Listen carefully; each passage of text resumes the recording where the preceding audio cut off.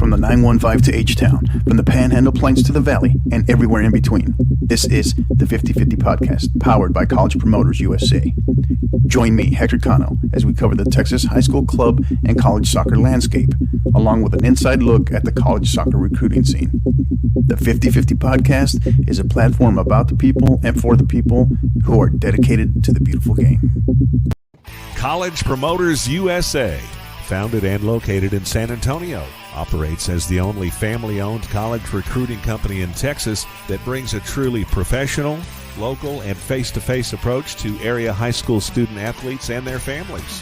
If your son or daughter is serious about college athletics, call them at 210-494-6363 or visit collegepromotersusa.com anytime. College Promoters USA, the best investment a parent can make in their high school student athletes. Here we go. It's a very special edition of the 50/50 Podcast, powered by College Promoters USA. Our proud partners, College Promoters USA. They are America's premier college prep program and high school student athlete marketing service since 1997.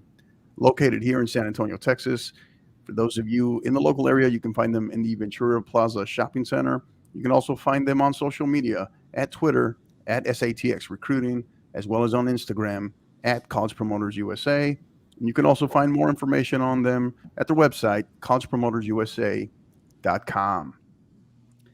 My next guest, he is the proud head women's soccer coach of the Oklahoma Sooners. He is Coach Mark Carr. Coach, how are you, sir? Good evening, Hector. I'm doing great. How you doing? I'm doing great. Excited, stoked. Great to have you here. I know personally, I had already told you I'm personally a big UT guy, UT fan. So this is taking, all of my might, not to say something, but despite that, extremely proud and happy to have you here, Coach. Yeah, no, I'm excited to be here. Thanks for having me. Yeah, absolutely. So, Coach, before we dive in, and we kind of get into the Q&A part and you start telling us a little bit more about the special things you have going on there in Norman. Tell us briefly just a little bit of your background, where you've been, and how you arrived at OU. Yeah, I mean, that's kind of a dream story, I think. Well, naturally, I'm from England. I was born in England. Spent probably 20 years of my life there, 21 years of my life there. As a youngster, I was around many professional clubs, talking 13, 14, 15 years old with Queen's Park Rangers, Charlton, some of the smaller clubs in London. Was never an amazing player, but always kind of had a passion for the game, loved the game, studied the game. Just had lots of good mentors around me, coaches, and really kind of just really had a passion for coaching, So even at a young age, I was, 15, 16 years old, I was around some of the top coaches of our academy teams at Charlton, in the schools, working in the community, that type of stuff.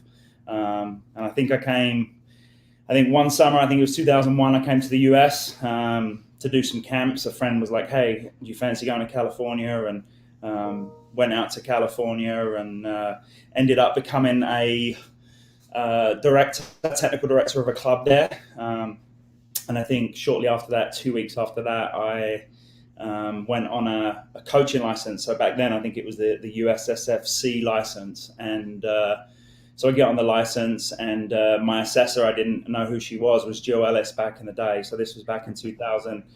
She was the head coach at UCLA. And at the end of the week, she handed me a business card. She said, hey, listen, we've got an opening for a second assistant at UCLA in Los Angeles, pays $7,000. Would you be interested? And, it's coaching women as well. So, I didn't really know what to think.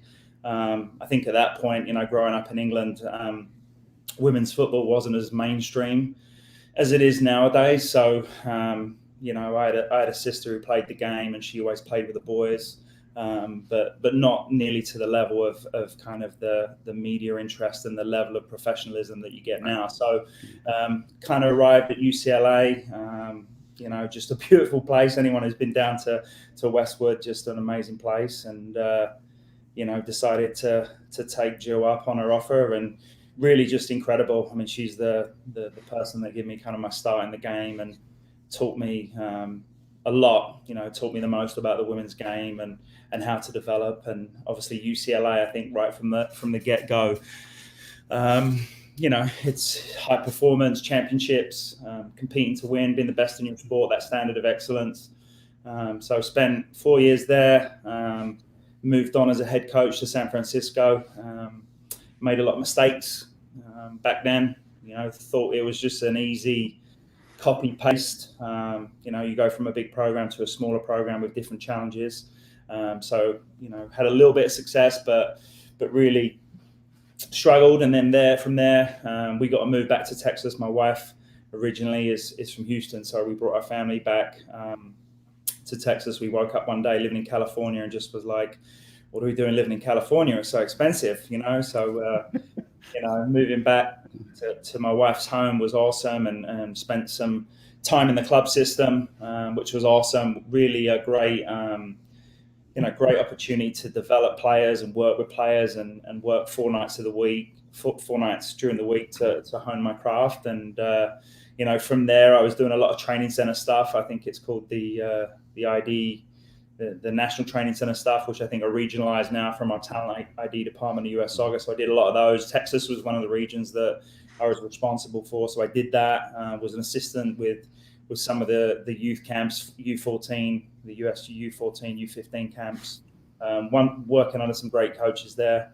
And then from there, a couple of opportunities opened up with the Federation as a development coach. So I think back then I was a development coach, so I was given a couple more regions. I think they sent me out to the Northeast, nice and cold out there, and Texas, and that was still my region. So I think at the time we actually did a couple of training centers in Oklahoma. And then at the same time, I coached the U15. So it was really a great position of development, of building curriculums, working with coaches, working with top young players who, you would show up at trainings and just bright eyes and hungry to be the next Alex Morgan, hungry to be the next Carly Lloyd.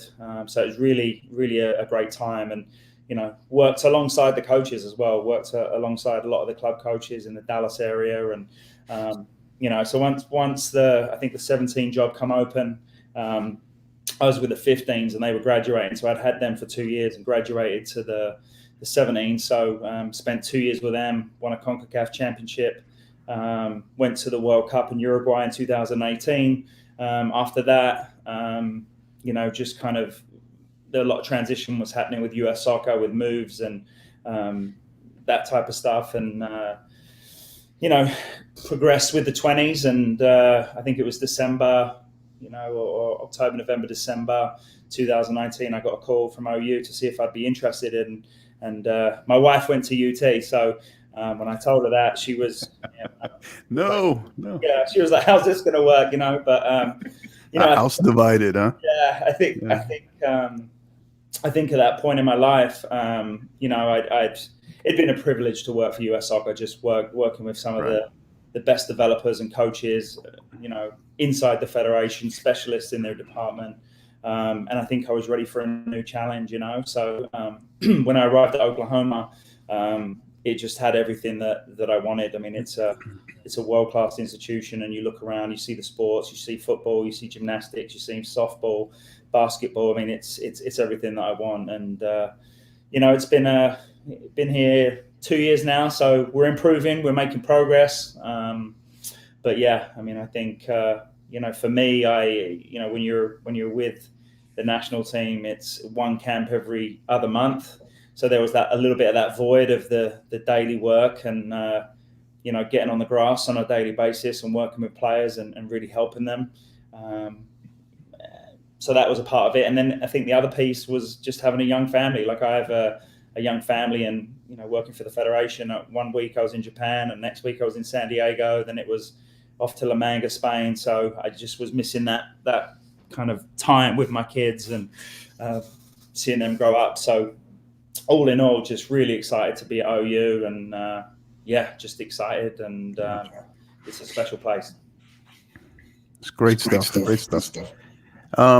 So tell us, we look at, we go back there, that brief, excuse me, brief snapshot you gave us there, Coach.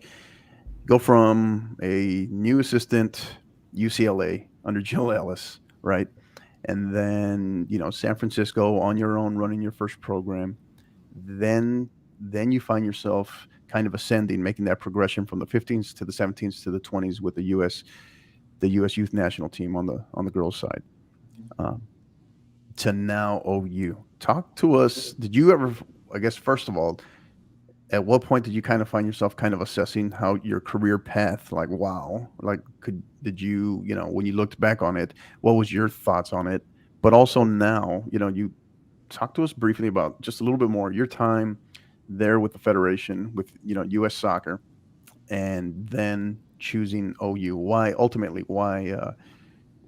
did you feel that, hey, maybe it was the right time, aside from what you had just briefly mentioned, but why the right time really to go? Not the time, but why OU? Because you could have gone to a lot of programs, right? But why OU?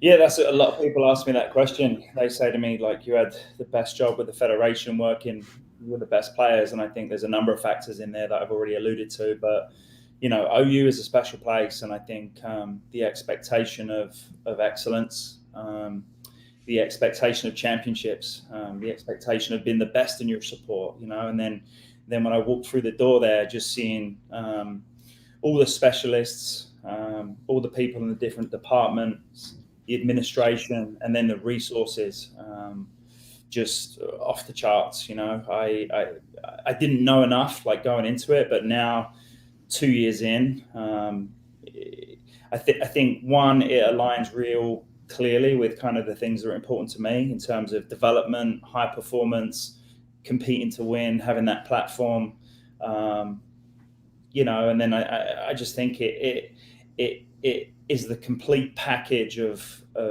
all the pieces where, if you have a daughter that wants to compete and play at the highest level, it has everything. So I think obviously US Soccer is like the premier federation in the world for women's football on the international side.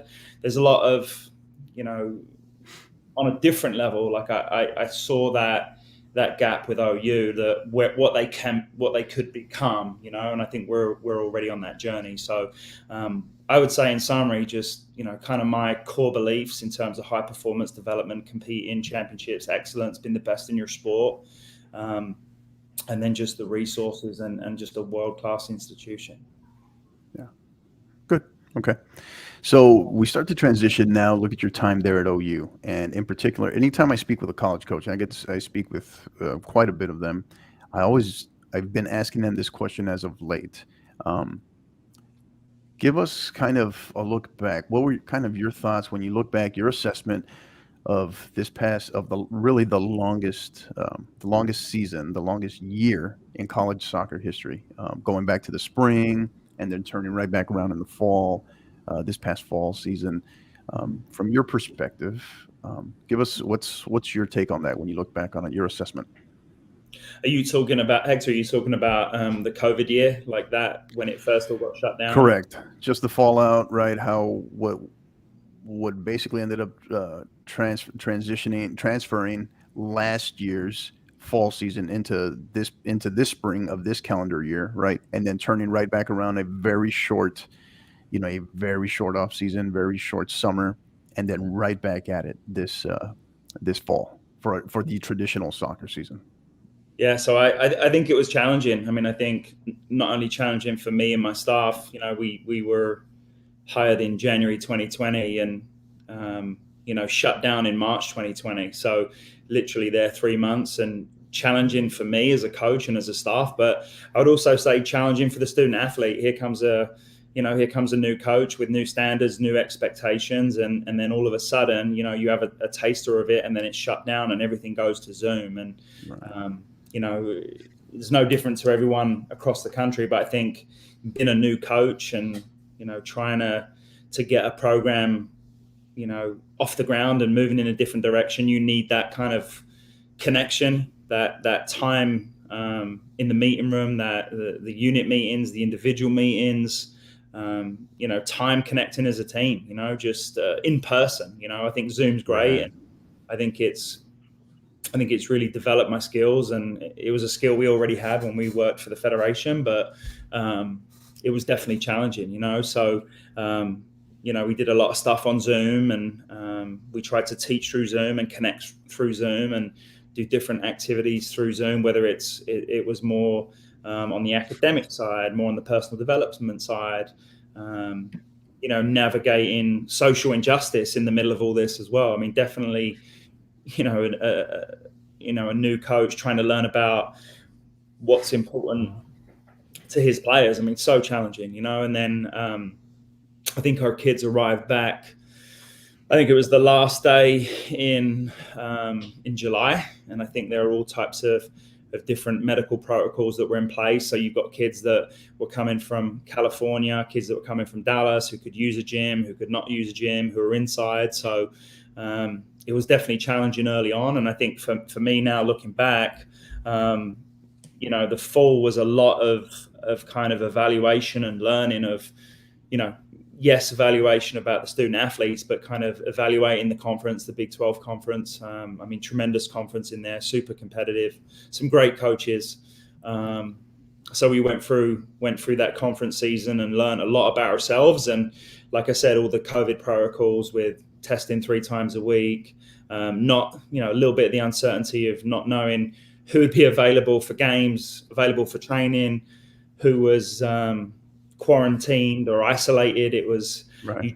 You just had to be ready to pivot and move and adapt and adjust quickly. So definitely challenging. And then you come out of that, and we go through the holidays, and we're back in the spring 2021, and obviously at that point the NCAA had moved the NCAA championship to, I think it was May or April, at the end of April. So a lot of schools that hadn't played in the fall now were competing in the spring for their real kind of traditional season. So for us, it was, the decision for us was how do we maximize development with training, but also play a competitive schedule as well. So it ended up, when I look back, all the schools that were playing their traditional seasons, they were in their conference. So they were having conference games. So what that left for us was, we're going to have another round of Big 12 games, So right. We went round 2 of, round robin against a lot of the Big 12 teams. So got a good look at the Big 12 teams, and, came out of that and had a real good understanding of the conference, the demands of the game against different opponents. But also it gave us an understanding of where we were, and where we needed to go. So, so kind of ended that, and then that was the point where, we started planning for the fall, and so we've just finished up fall 2021. From my end, it's not where we want to be. I think we've got big goals and big dreams, but made massive progress, I think, as a program from the year before. And performances on the field, just kind of winning 4 out of the last 5 games in the Big 12. Credit to our student athletes, credit to our kids for doing that. Making the Big 12 tournament and playing Texas again. But all positive experiences, and now, kind of looking forward, it's set a really good foundation for us to kind of go to the next level and take the next steps. Yeah. So that must have been was that a tough situation for your significant other, for your spouse, on that you're in the tournament playing UT, so she may be wearing some Oklahoma stuff on the outside, but UT stuff underneath, supporting her husband? How does that work? Yeah, funny story. So when I first came to OU, I was living up here for the first couple of months, and she had on her Tahoe, she had, one of those little, you get those little horns on the back of her. Oh, her yeah, Tahoe. Yeah. And I was like, honey, this is not going to work. Like, you're going to, like, coming from England, if you're driving the Tahoe and you're a Liverpool fan and you're playing against Everton or Man United playing against Man City, your car's going to get keyed, and those horns are going to get ripped off. So bless her heart, she pulled it off, and So, but she, she's been awesome. She's been awesome, and she's supportive and supports me, and the kids are all in crimson and cream, and There you go. I don't see any burnt orange anywhere, so that's kind of good. All right, that's good. So we talked a little bit, right? Obviously, the COVID piece, and then just a COVID year, super seniors, all this stuff. But kind of on the other end, the other thing that was affected by that also, because obviously there was a big ripple effect.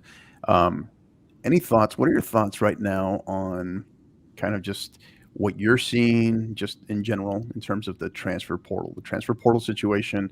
And why I ask that is also, I was referencing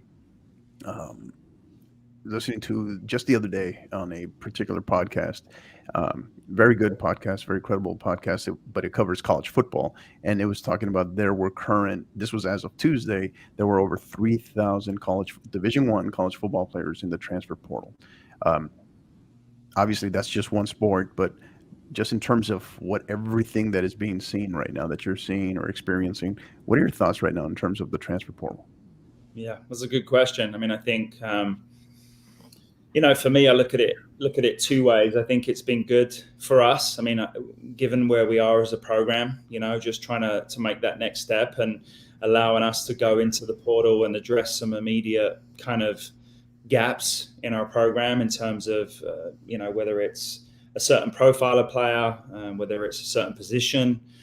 So from that standpoint, it's been really great, and I think, I think as well, like, I look at it like this: at the end of the day, like these kids that are coming out of high school, they're coming out of club, and their dream is to, play 4 years in college. And we all know, like, minus the top 1% or 2%, maybe less than that you're not going to make $1 million playing soccer. And, at some point it's going to be about getting a job. So I understand that, if kids are unhappy and they're not getting the playing time that they want, or they don't like, the university, or they don't like, the style of play, like I understand that. So at the end of the day, I think, it serves two things. Is it challenging when, kids that maybe some of your top kids jump in the portal and go somewhere else? Yes. Like, I understand that part of it, but I also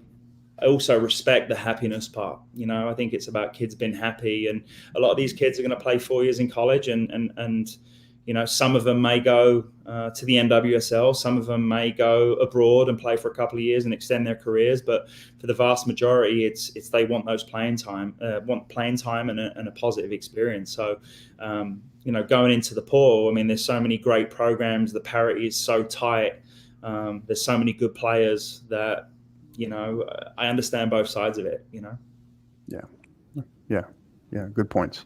So going forward, Coach, particularly this year, your 2022s and beyond, tell us a little bit. I know we wanted to highlight a little bit your upcoming Senior Elite ID Camp. Tell us a little bit about that. What's that about? What does that look like, and when is that? Yeah, so we've got 2 Senior Elite ID camps that are coming up, Jan 16th and Jan 30th. You can sign up online, markcarsoccercamps.com. And, I think I'll speak for other college coaches as well, but I think these college camps are awesome. I think they're a great way to get potential student athletes on campus, getting them on your facilities, getting them in front of you. For us specifically, it's about going through the exercises and drills that they would do as an OU college soccer player. But I also think that there's value in for the student athlete, most importantly, that they get to be coached by the college coach, so they get to see, are they demanding? Are they laid back? Are they, do they coach in the flow of the game? Do they coach, in breaks? Are they, what are they looking for in terms of principles? Is it defending? Is it attacking? So I think they're so valuable, these college ID camps, and you get a real kind of snapshot for a day of the college, the university, the facilities, the coaches, which I think's probably the most important piece, right. And everything that goes on. So yeah, January 16th, January 30th, you can sign up online. And are those full day 8 to 4, 8 to 5 setups, or what do those look like? Yeah. So typically what we do is we do 3 hours in the morning. The potential student athletes and their families then get a break. They can go away, obviously look around the campus, but typically 3 hours in the morning, 3 hours in the evening. We focus a little bit more on kind of the individual and kind of unit in the morning, and then the afternoon or the evening session is more kind of 8v8, 11v11. I think what I would say to you for our camps is we want the kids on the field playing in front of the coaches as much as possible, so maximum ball rolling time, maximum competing, playing, shots going in, so we can see them play and get after it. So we're very mindful of that. We don't stand around and talk for too long, but it's high intensity, high octane right off the bat. Incoming recruiting class, where are you at with that right now? And you highlight any, I know you got some kids from Texas coming in, so tell us a little bit about those. Yeah, no, really excited. Really excited about our 22 class. I think one Top Draw Soccer, I think, has us ranked around 11 or 12, nationally ranked, which I think is the highest in history for OU soccer. So we're really excited about that. And obviously we dove straight into Texas. I mean, Texas is an absolute hotbed for women's soccer. Whether that's Dallas, Austin, Houston, and I'm sure there's areas in there that we're missing as well, so really excited about the kids we've got coming in from Texas. You want me to go through some of the student athletes that we have? Yeah, so, absolutely. Anything you can share with us, anyone you want to highlight? Yeah, so we have a goalkeeper coming in the fall, Olivia Ramey. She's a stud goalkeeper for the FC Dallas program down there. Real great shot stopper, real great, intense, hard worker. Think she's going to be really great for our program. Comes from a great family. We have a girl called Cassie Clifton who's arriving here in January. Left back, flying left back, attacking left back. Likes to get forward, likes to play in the attack. Sweet left foot, always helps on that left side. Great left foot. Then we have a girl called Marianne Baltamis. She's from the Feeders, and she's just a competitor, a winner, gets stuck in, impeccable timing in the tackle, great in the air, combative in the game. So really, really good player. And then another one out of the Dallas area is Hayley Hartman. She is a cousin of one of our, I think if I say this right, our running backs, Marvin Mims. So super quick, pacey, centre back. Nothing gets behind her. Very composed on the ball, good building out of the back, good understanding of breaking lines with her passing. I have a girl from Defeaters, Michelle Pack, like an attacking midfielder, very creative, does things with the ball that not everybody sees. Very creative, very deceptive, very good in combination, good off the dribble, can run beyond the number 9, score goals, get into the box, create assists. So we're very excited about her. She'll add some depth to the midfield. And then finally, another young lady out of Dallas, Hadley Morel, comes from a really sporting family. I think her brother plays baseball at Texas Tech. Just driven, hungry, goal scorer, super athletic, and just somebody who's driven, so really excited about our 22 class for sure. And there's some other young women in there that are from Oklahoma, from Florida. So it's a really solid class. Talk to us, for our parents and PSAs, potential student athletes, recruits that might be listening here, whether it's tonight or in the next couple of days, next couple of weeks. Give us the attending a college showcase, right, from the coach's perspective. Run us through kind of briefly, just really quick, what that looks like from the coach's perspective, from your perspective, just morning, start to end for a particular day, and maybe some of the things that you look for. Yeah, well, we're heading to one this weekend, so we're leaving tomorrow. So it's long days. I mean, it's early mornings and late nights, and I think typically typically we'll show up to a field with our chair and our coffee, our Starbucks, and just start watching a game. I think it varies from college to college. Like, is their goal more? Do they have certain positions they need? Are they going out with a blank canvas? Is it more they're looking at certain clubs from that region?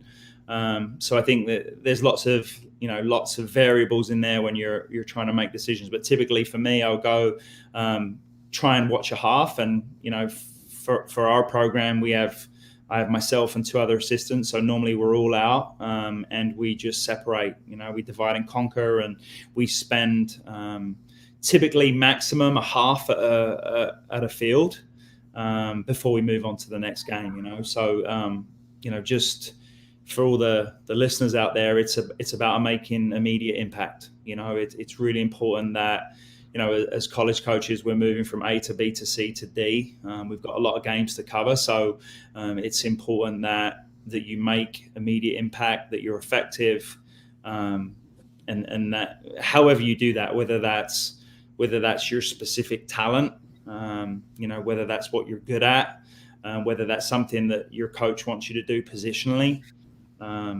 So yeah, we look for those things, and obviously for us as we arrive, like, we've got the profile of what we're looking for in our head, and we're trying to match what we see with that profile and kind of evaluate that fit for what we need with OU.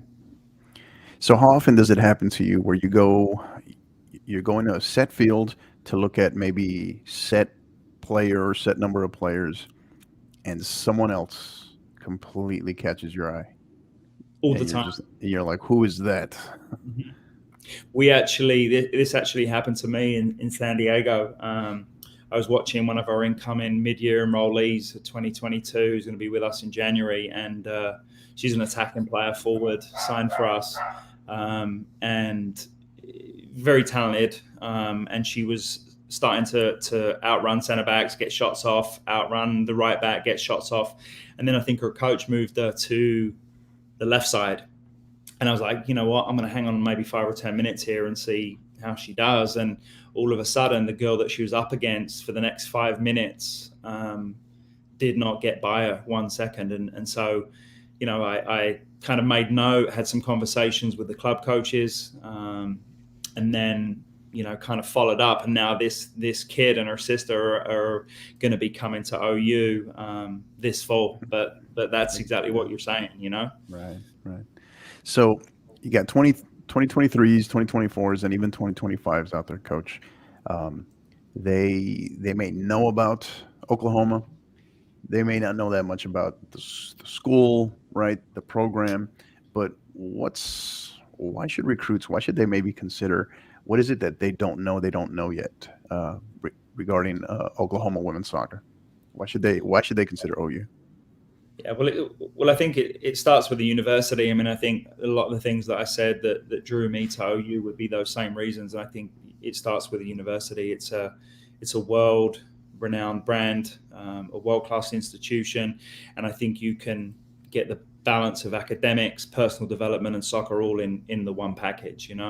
I think from the athletic side, it's a top-level Power 5 school. Like, it's a top-level Power 5 school with the best facilities, the best resources. I mean, I think now with name, image, and likeness taking the forefront for student athletes, I know it's been happening with football and kind of the more mainstream sports, but we're going to see it kind of coming down into kind of the Olympic sports. I think that's important. I think resources and what a place like OU puts into their student athletes, not only like with facilities and nutrition and all the other stuff, but in terms of resources in the classroom, support in the classroom.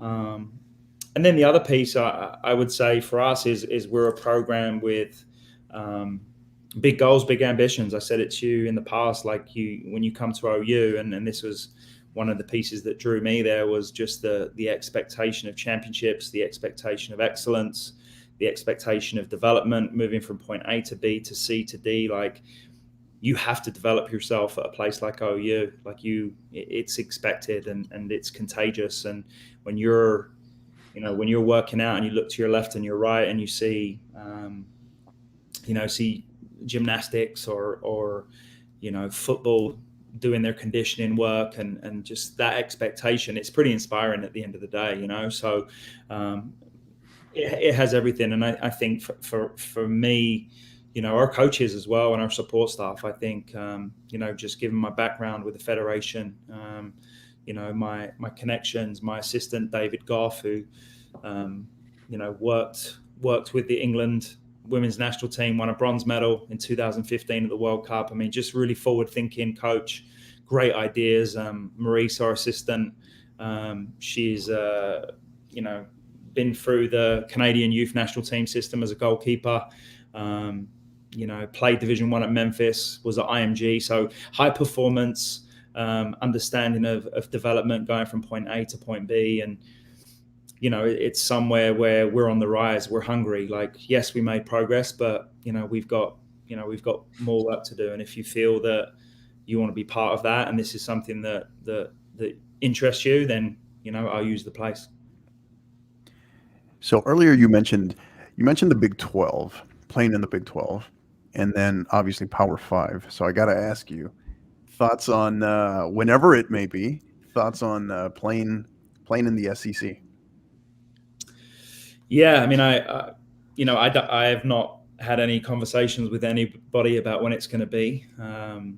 We've been told 2025, so that's the date that we're targeting. But listen, I think, the Big 12 is an incredible conference. I mean, I've been part of it for now 2 years, and it's a really great competitive conference with great teams, with great coaches from top to bottom. And there's a lot of parity in there. There's a lot of good players in there, a lot of good coaches in there, a lot of good schools in there. And I think the SEC is the same. So yeah, I mean, for right now, like we're focused on the Big 12, but whenever that time comes, whenever that is, we'll be excited to be in the SEC as well. So what were those initial thoughts, even though you didn't know when it might be or what was reported as 2025, but initial thought when you first heard that? What went through your mind?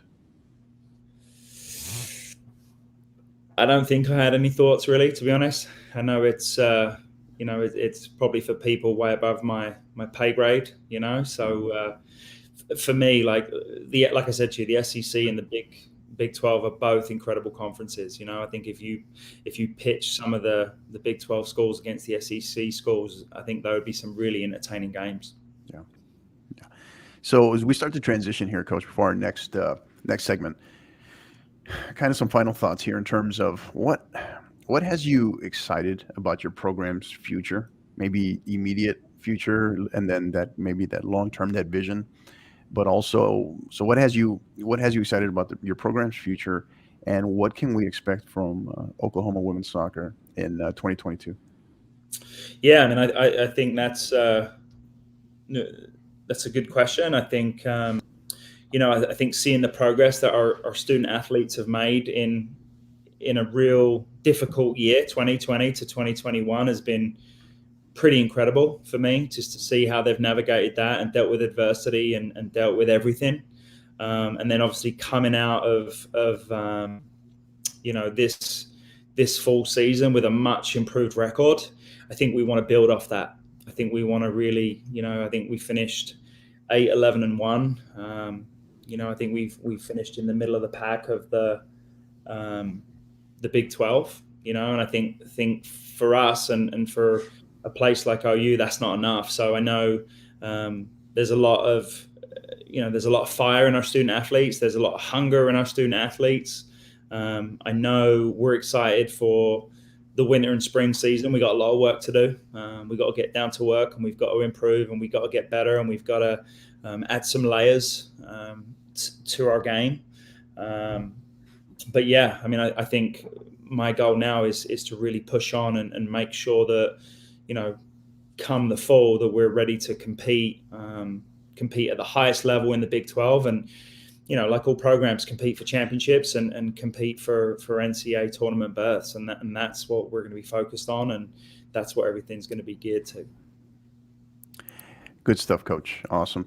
Well, understand you're going to stay with us for our next segment, so don't go anywhere. For our listeners, we'll be right back after a word from our sponsors.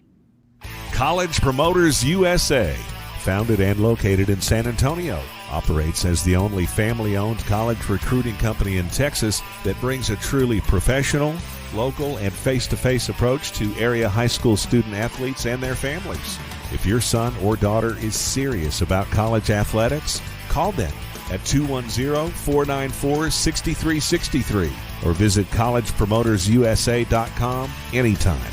College Promoters USA, the best investment a parent can make in their high school student athletes. And we're back with Coach Mark Carr, head women's soccer coach of the Oklahoma Sooners. All right, Coach, you ready to get stuck in? We're going to jump right in, counterattack, and have some fun with you. Yep, sounds good. Okay. All right. Now, as a coach, these questions are for you as a coach, not as a player. All right. So, any training session or game day, superstitions or rituals? Game day, superstitions or rituals. I have to do a Peloton workout somewhere. I have to work out before the game somewhere in there. Now, is that a set time, set workout, or are you pretty fluid with that, pretty liberal with that, or what? Yeah, I mean, sometimes I kind of rush home and the wife will I've got my own idea of doing the Peloton, but I'm getting pulled to do some laundry or pick up a kid from school or something like that. So you know how that is. You just got to navigate it, Right. Gotcha. All right. Your favorite number and why? Number 9. As a young player, always liked number 9, always thought it's the goal scorer, it's the the player on the field where all the magic happens. I remember us when I was young getting uniforms as a youth player, and I remember just the uniforms getting put up on pegs, and I was like, that's my number. I think I was 9 years old at the time, 10 years old, but I went and stood by number 9. I said, that's my number. So number 9. Nice. Okay. Are you a emoji or GIF, whatever you want to call it, emoji or GIF guy? I like the GIFs. I think those are awesome. Yeah. All right. What's the go-to GIF that you find yourself using a lot, the most? Well, I'm a Liverpool fan. You know that, Hector, right? So I'm a Liverpool fan. So, I knew you were a good man the moment I saw you, Coach. I knew you were a good man. Yep. So a lot of my friends support Manchester United, Man City, and all these other teams. So probably the go-to is, let's say, Liverpool beat a team. There might be a Klopp one in there. There might be a Salah one in there. There might be the Daniel Sturridge little dance. I don't know if you remember that back in the day. Yeah. He scores in the corner flag. So that's always a good one. Right. Are they really friends, though, Coach? Can they be considered friends, especially if they're maybe Man U or Man City? I don't know. Can you call do you admit that in public? You call them friends? Yeah. They're kind of on my staff, so I gotta. Oh, gotcha. Okay, that's a little different. Yeah, that's a little different. You got to play nice. All right. Something you wish you would have been told prior to entering coaching. Something you kind of had to learn on your own. Oh, that's a good one.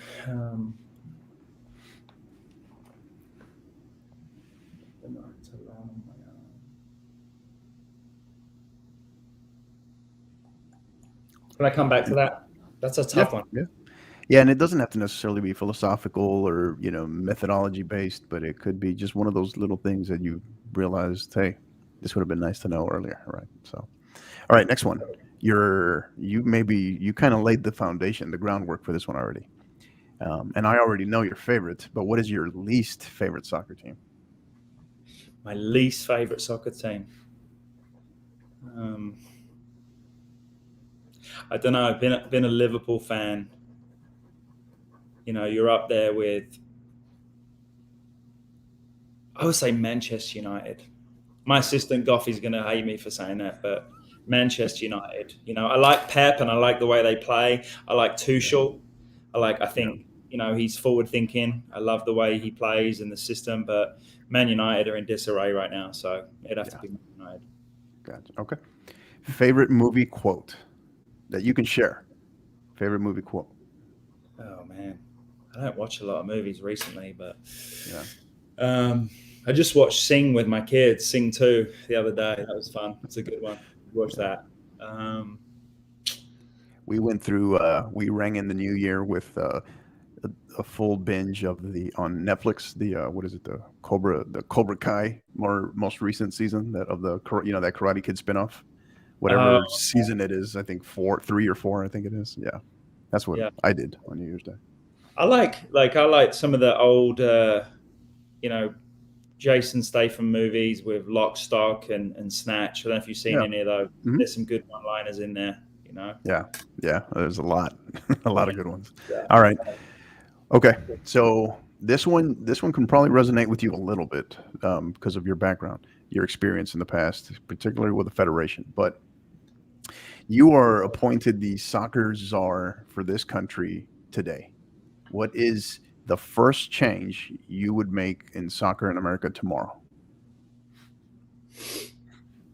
That's a good question. I think if I had that answer, I think I would be the soccer czar. I think there's, that's a good way of looking at it. Yeah, I mean, I just think it's different in the US, and I'm not complaining about it because it's given me an incredible, incredible education here in the US.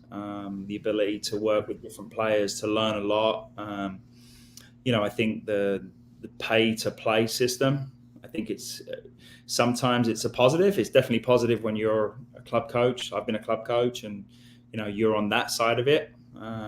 But I also can see, like, when you look abroad and the academies and that part of it, like the pay for play model. So I don't know if that's ever going to happen. I know some clubs have tried to do that, subsidize their ECNL teams, that type of stuff. But I think there could be more conversation about that, Yeah.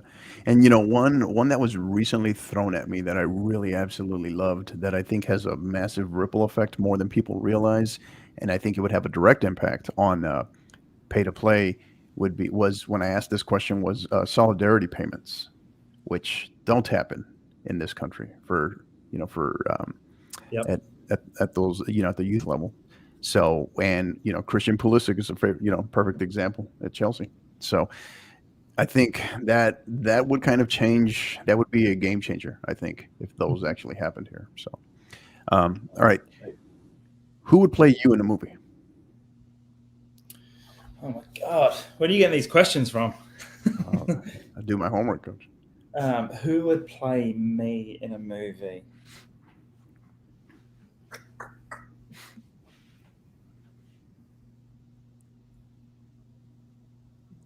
Who would play me? I'm not really good with these. Like my son. I thought you were going to go Jason Statham right again. I thought that's where you were going. Yeah, I think my son could do it. Yeah. All right. Good. Bucket list destination. Place you want to go, place you want to visit before it's all said and done, before it's a wrap.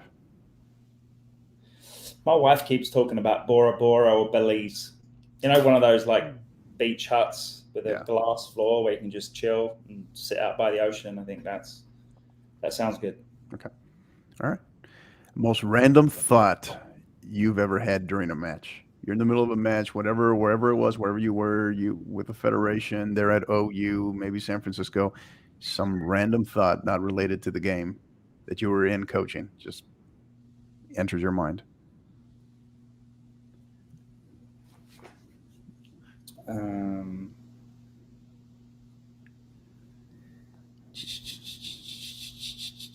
thought. I have lots of random thoughts. You can imagine. Random thought. It might be about who's on the school run in the morning. Okay. Is it my turn for the school run? Am I taking the littles or am I taking the elders? All right. Good. Name a phobia of yours. Like heights, like bridges, really high bridges. Yeah. Okay. All right. We'll come back to this one. You've had a little bit of time to sit on this one. Something you wish you would have been told prior to entering coaching.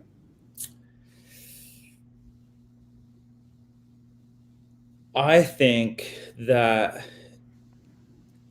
you think it's going to be perfect, and I think just the roller coaster of it, the ups and downs, the twists and the turns, the understanding of the process more, and the you're going to have more tough times than you are good.